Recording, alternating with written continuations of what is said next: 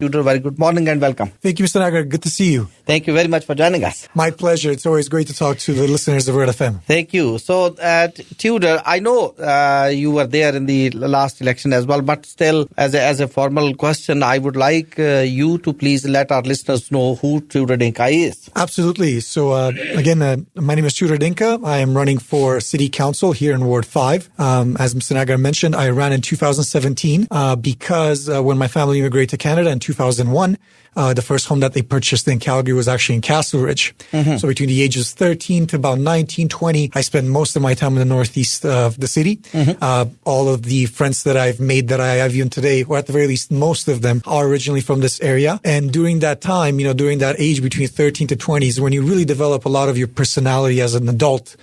So I'm exceptionally grateful for the era. I think I've lived a very Canadian childhood in the sense that I'm an immigrant. I've been exposed to other immigrants in the area, also being exposed to Canadians as well. And yeah, it was really character building, and I'm very grateful for what this community has given to me. And Tudor, why did you decide to run for the city? Yes, so I really did think about it. It wasn't something that I knew a year or 2 years ago. I really wanted to wait and see how things develop in the area before choosing to run again. And unfortunately, a lot of the topics that I talked about in 2017 are still major issues in the area. Mm-hmm. So, for example, when it comes to the newer communities in the New Northeast, as it's called, there's still very poor public transportation. Even this last week, as I was door knocking in Redstone, I've been told by many that the bus service is really poor. And really, if you look at the city, there has actually been very little progress on getting the LRT up there in that community. Mm-hmm. So those kind of public services, public spaces are something that's really lacking in the Northeast. And if they were properly adjusted, in my opinion, I don't think I would have run again. But I have not seen that much changed in the last 3-4 years when it comes to those aspects. I wrote an article on your blog about the LRT. So what is that issue? Yes, so if people are interested, they can go to my website called Tudor4ward5.ca. And I have a blog tab there, and I wrote about different issues that impact the community. One of that is titled, Where is the Blue Line? Mm-hmm. And what's interesting there is, in 2012, the city estimated that after they finished the Saddletown station, that if they were to extend the C train all the way up to 128th, which is there on the border between Skyview and Redstone, the cost estimates would be $355 million for 7.5 kilometers of track.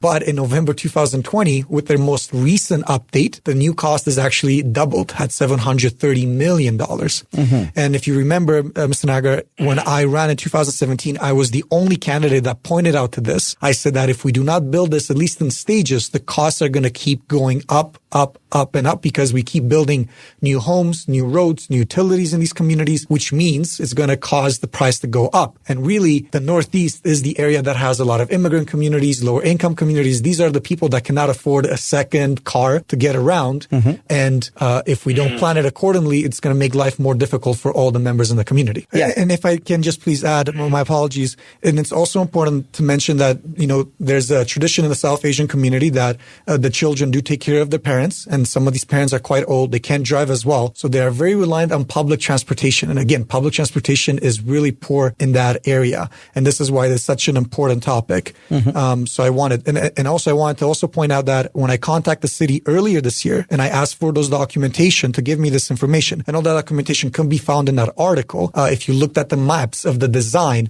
the last time, and this is partially some of those documents that were updated, was around May 2019. So it's already been 2 years. Now, if the city wants to make the point, look, we don't have the money to build it yet, okay, but there is absolutely no excuse for there not to be community engagement to present these designs, to show what they have thus far to the communities in Ward 5, and ask them, what is good? What is bad? What should we keep? What should we take out? Mm-hmm. And the city has not done this. And it could have done so online, even during the COVID pandemic. What are the other issues that you are facing while you do knock? And what are the main principal problems of the people? Absolutely. So I talked a bit already about the newer communities. I do want to focus on the older communities here in the southern part of Ward 5. One issue that has been really emergent, and even I've noticed it compared when I door knocked in 2017, especially in Cass Ridge and Falcon Ridge, is the problem of homelessness. Some some of the homeless people that might have been, located downtown are kind of taking maybe the C train and they're getting into this part of the city. And I've heard a lot of families, giving me phone calls, writing me emails, like, how would you address this? Because unfortunately, there are homeless people that some are, panhandling on the street. This can become a problem for car traffic. Some of them are actually stealing bikes in order maybe to sell them or to use them for something else. And this is a big issue because it's going to have some social externalities that's going to impact everybody. And a way we have to approach this, we have to look at what can we do to do a housing first approach. The only countries that I've ever seen and read that have managed to tackle homelessness are countries like the Netherlands or Finland. And these are countries that approach by giving housing first. This is where you do criminal checks on certain homeless people. If they don't have any kind of criminal record, if they don't have any kind of substance abuse, you try to provide them housing so that they can get back on their feet. And in doing so, you at the very least can reduce some of that, some of those problems that the homeless that might have in the area with the homeless population. Then some people Tudor say that there is the school deficiency is there. Yes, you are right. I've been hearing this at the door, and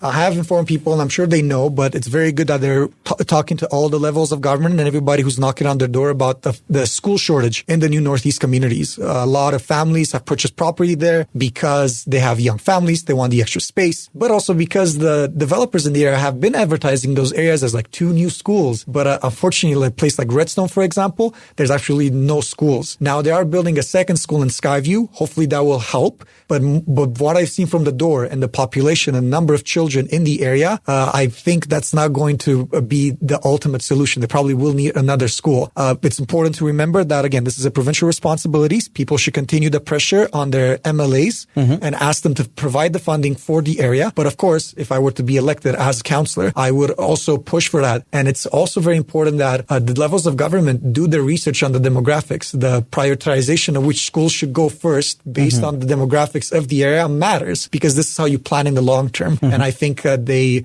kind of got it a bit backwards in Skyview, and hopefully they'll get it right with any new school in the future that we built in Redstone. And I did want to mention, I know people are talking about the school, but if you actually look at the bigger picture, this is a problem that our city has. And this is, again, urban planning, and they're very poor at urban planning. So if you look in the last 4 years compared to how Skyview, Redstone, or just the new Northeast area looked, the city has gotten very good at building houses and building roads, but everything else that has to come in hand with those neighborhoods has not been provided. So there's still no real recreational facility in the new Northeast area. In the winter, you either have to drive to Vivo or you have to drive to the Genesis Center if you want to do anything, a physical activity. Redstone still doesn't have tennis courts, any real basketball courts, or any kind of that kind of space, or even pretty good public spaces for community development. So the city, it's not just the schools, is the city has no problem being the houses and the roads, but they're very slow to provide all the other services. And the Skyview has the density. Nobody can say that there's not enough people in the area to justify these spaces. But the city, again, and some people have had property there for nearly 10 years. People that have come into those houses with 2, 3, 4-year-old kids, and they had to drive a lot of places just to provide them the spaces to be able to play sport and to do other activities. And